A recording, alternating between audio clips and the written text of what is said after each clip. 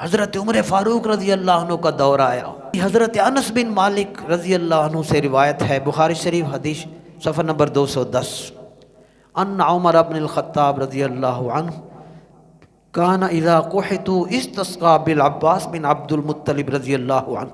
حضرت عمر رضی اللہ تعالیٰ عنہ کے دور میں جب قحط سالی کے حالات پیدا ہوتے، حضرت عمر فاروق رضی اللہ عنہ مسجد نبوی کے ممبر پر حضور کے چچا حضرت عباس بن عبد المطلب کو ساتھ لے جا کر ان کے وسیلے سے اللہ سے بارش کی دعا مانگتے. جملہ سنیے، یہاں سے عمر فاروق رضی اللہ عنہ کے دل میں جو اہل بیت کی محبت اور عقیدت ہے اس کا بھی اندازہ ہو سکتا ہے. ممبر حضور کا، چچا جان حضور کے، ہاتھ حضرت عمر کے. حضرت عمر حضرت عباس رضی اللہ عنہ سے کہتے آپ بھی دعا کریں، وہ بھی دعا مانگتے.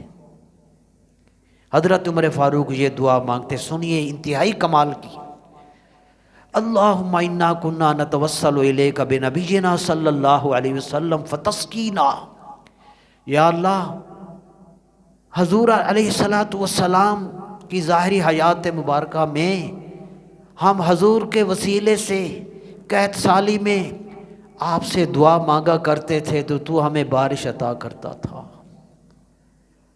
وَإِنَّا نَتَوَسَّلُ إِلَيْكَ بِعَمِّ نَبِيِّنَا، اب ہم نبی پاک کے چچا حضرت عباس کے وسیلے سے دعا کرتے ہیں، فَاسْقِنَا، مالک بارش عطا فرما.